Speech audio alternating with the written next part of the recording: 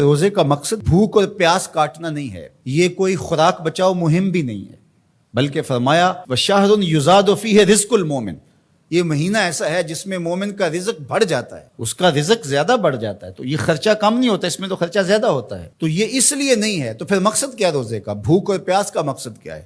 تو ارشاد فرمایا لعلکم تتقون، اتقاء کا نور تمہیں نصیب ہو، تقوی کا نور نصیب ہو۔ اور تقوی کیا ہے؟ محتاط زندگی گزارنا، کوئی عمل اللہ اور اس کے رسول کے بتائے ہوئے احکام سے ہٹ کر نہ ہو، یہ تقوی ہے۔ دنیا میں رہتے ہوئے اس طرح زندگی گزاری جائے کہ دامن کہیں داغدار نہ ہونے۔ رہو دنیا میں، ترک دنیا کا نام دین نہیں ہے، یہ بات ذہن میں رکھے۔ ہمارا دین ترک دنیا کا درس نہیں دیتا، لیکن غرق دنیا سے بھی بچنے کی تلقین کرتا ہے۔ ترک دنیا بھی نہ کرو اور غرق دنیا بھی نہ ہو جاؤ۔ اب اس کو حاصل کیسے کیا جائے؟ اللہ نے قرآن میں کہا کہ میں روزے سے تمہیں تقوی دوں گا، نسخہ ہاتھ میں آ گیا۔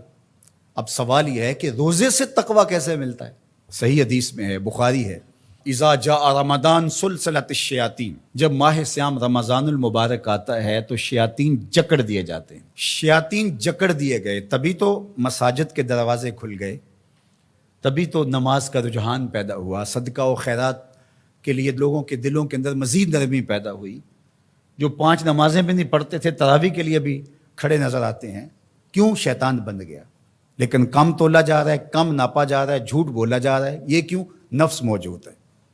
نیکی کا ماحول اس لیے پیدا ہوا کہ شیطان بند گیا، بدی پھر بھی موجود ہے اس لیے کہ نفس موجود ہے۔ اب ہمارا کام ویسے آسان ہو گیا کہ پہلے تنہا جان کو 2 دشمنوں کے مقابلے میں رہنا تھا اور جان لڑ نہیں پاتی تھی، اب دشمن ایک ہو گیا، ایک بندہ ہوا ہے۔ اب صرف جو ہے وہ ہم نے لڑنا ہے نفس سے، شیطان تو بندہ ہوا ہے۔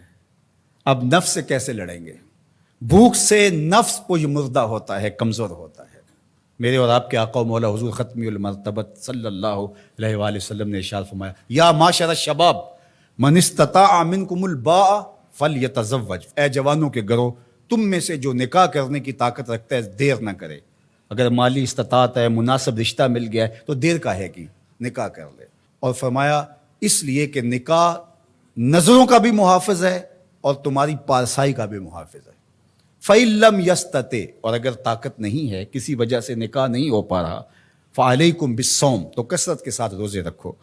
فَإِنَّهُ لَهُ وِجَاء، اس لیے کہ روزے قاطع شہوات ہیں، گناہوں سے بچانے کا بہترین ذریعہ ہے۔ تو بھوک نفس کی تہذیب کا بہترین ذریعہ ہے اور یہ روزے سے نصیب ہوتی ہے۔ دوسری چیز، ہر وقت بولتے جانا اور بولتے ہی رہنا۔ جو کثرت کے ساتھ بولتا ہے وہ غلطیاں بھی کثرت کے ساتھ کرتا ہے۔ خاموشی میں نجات رکھی گئی ہے۔ قیامت کے دن سب سے زیادہ لوگ جو پکڑے جائیں گے وہ زبان کی وجہ سے پکڑے جائیں گے۔ حضور نے زبان کو پکڑ کے کہا کہ لوگ اس کی وجہ سے پکڑے جائیں گے۔ اس لیے اپنے لہجوں کو کنٹرول کیجئے، اپنی زبان کو کنٹرول کیجئے، یہ تہذیب نفس کا بہترین ذریعہ ہے۔ اور تیسری بات، العافیت فی العزلہ، عافیت تو عزلت میں ہے، تنہائی میں ہے۔ لوگوں میں جانا، لوگوں سے میل ملاپ اور اختلاط جتنا زیادہ ہوگا اتنی زیادہ آزمائشیں ہوں گی۔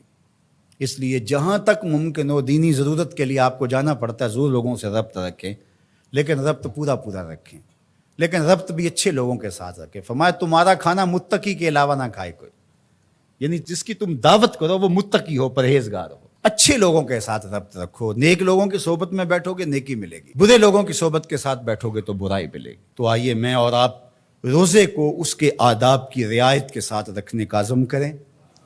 فرمایا کہ من لم یدع قول الزور والعمل به فلیس للہ حاجۃ فی ان یدع طعامہ وشرابہ، جس نے جھوٹ اور جھوٹے امور ترک نہیں کیے اس کے بھوکے اور پیاس سے رہنے کی اللہ کو کوئی ضرورت نہیں ہے۔ اس کی مرضی کیا ہے کہ روزہ تمہارے نفس کی تہذیب کا ضامن بن جائے، تمہارے باطن کی ستھرائی کا ذریعہ بن جائے۔ تو اس لیے یہ نہیں کہ ماہ سیام آیا اور چلا گیا، کسی کی زندگی میں 40 رمضان گزر گئے، کسی کی زندگی میں 50 رمضان المبارک گزر گئے، لیکن جہاں کھڑا تھا وہیں کھڑا رہا اور پورا مہینہ روزے رکھے، تراویح پڑھی، لیکن اندر کی طرف توجہ ہی نہ دی۔ رمضان کے بعد جہاں کھڑا تھا پھر وہیں کھڑا ہو گیا آ کے، تو فائدہ کیا ہوا؟ اللہ اپنی پناہیں دے، امان دے، حفاظتوں کا حصار دے۔